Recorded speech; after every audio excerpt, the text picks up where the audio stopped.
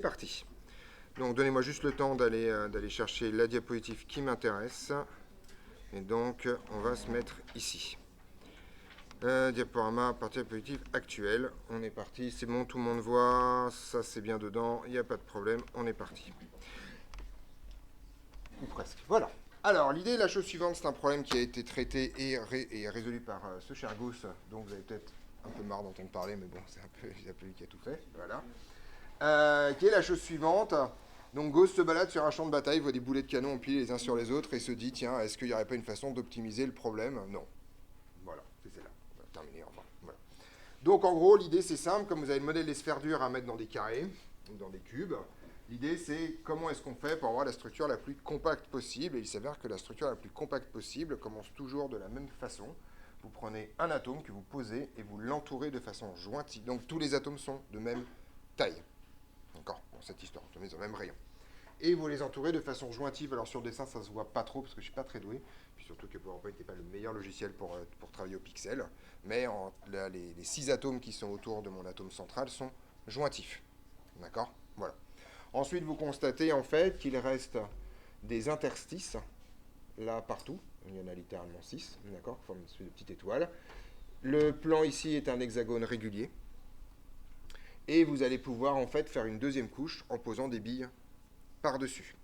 Le problème, c'est que si vous faites ça, vous pouvez poser des billes sur 3 interstices, mais pas sur toutes, tout simplement parce qu'ici, vous n'avez pas la place de rajouter les billes au-dessus. Donc en gros, ça va vous donner un décalage, c'est un décalage un peu par là, des plans. Et en fait, si vous imaginez que vos plans sont infinis, vous allez pouvoir en fait littéralement faire 2 couches, comme ça, sans aucune forme de problème. Donc à l'arrivée, vous arrivez à un pattern qui est comme ça. Donc les atomes du fond, je vais les appeler A, les atomes juste au-dessus, je vais les appeler B. Okay. Donc là, vous n'avez pas le choix. Vous avez simplement 2 plans avec des hexagones, mais qui sont en fait décalés dans cette direction-là. Et là, en fait, vous avez 2 possibilités. Vous avez, pour la 3e couche, vous avez le choix entre replacer les atomes exactement à la verticale, c'est pas le bon mot, mais d'accord, dans la même direction que les atomes qui sont sur la base, ou vous avez un autre choix qui est en fait de les replacer de façon décalée. Pour des questions de symétrie par translation, une fois que vous avez fait ce premier choix, vous êtes obligé de le reproduire ensuite pour l'intégrer les choses, sinon vous n'avez pas un cristal parfait et vous n'avez pas la symétrie qui va bien.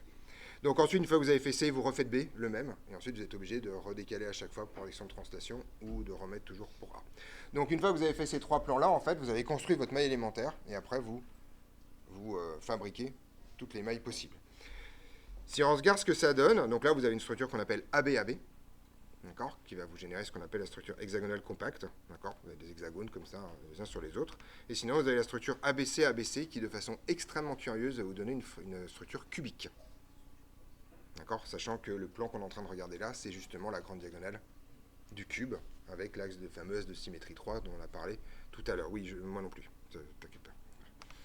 Donc en gros, si vous avez un empilement de type ABAB, vous tombez sur une structure compacte qu'on appelle la structure hexagonale compacte.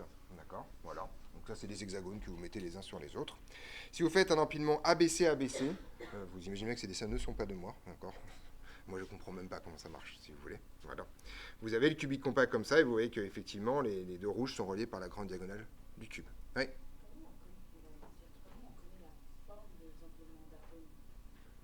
Je ne comprends pas la question.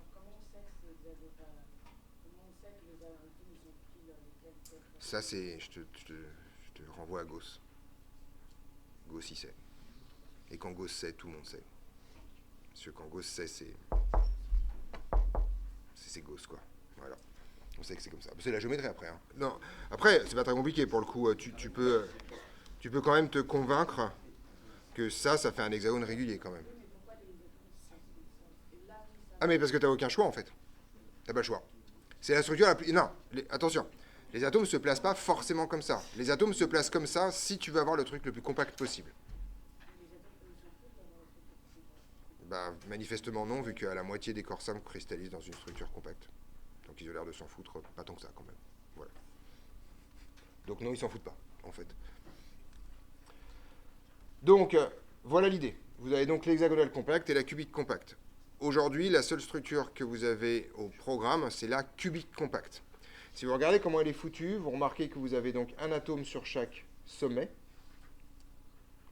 et vous avez ensuite un atome sur chaque face. Donc la structure cubique compacte est en fait une structure qu'on a déjà croisée en cours tout à l'heure, c'est la structure cubique face centrée. Ouais. Donc on n'aura que des atomes qui font la même taille, qui font la même rayon. Alors, non. L'idée, alors, le programme est devenu plus léger à apprendre pour vous, mais probablement plus difficile, parce qu'en fait, vous n'avez qu'une seule structure à connaître par cœur. Par contre, on est censé pouvoir vous donner n'importe quelle structure, et à partir du moment où on vous la décrit, vous êtes censé vous débrouiller. Donc, vous aurez des structures ioniques, vous aurez des structures moléculaires, vous aurez des structures avec 2 types d'atomes, 3 types d'atomes, etc., etc., sauf qu'on vous la décrit. Vous n'êtes pas censé la connaître par cœur. Et donc, en fait, finalement, par rapport à l'ancien programme où vous deviez connaître 10 structures, et c'était forcément celle-là qui tombait, donc ça vous donnait un effort de mémoire qui était beaucoup plus grand, mais au moins vous saviez sur quoi vous alliez tomber. Là, ça peut vraiment être open bar, pour le coup. Donc voilà, le programme plus simple à apprendre, voilà. Mais il est plus compliqué. Donc la structure qui va nous intéresser aujourd'hui, je vous la montre rapidement, puis après on va repasser au tableau pour faire des dessins, c'est la structure cubique face centrée, qui est donc une structure où, comme son nom l'indique, est une structure cubique, c'est-à-dire un atome sur chaque sommet, et ensuite un atome sur chacune des faces. Ne vous trompez pas, il n'y a pas d'atome au centre. Donc les résultats qui sont donnés là, on va les redémontrer ensemble, on va refaire tous les calculs, vous êtes censé connaître la structure et savoir faire tous les calculs dessus. Avant de continuer, je vais vous montrer quelque chose en plus, qui est en fait le fait qu'une fois que vous avez cette structure-là, vous avez des trous dedans, d'accord, qui restent, et en particulier au centre de la maille, vous avez en fait un gigantesque vide, qui est laissé là, dans lequel vous allez pouvoir mettre des atomes qui sont plus petits. Ne vous trompez pas non plus sur ce schéma-là, il est très trompeur, le schéma d'avant. Les atomes ici, là, les atomes au centre d'une face et au sommet se touchent.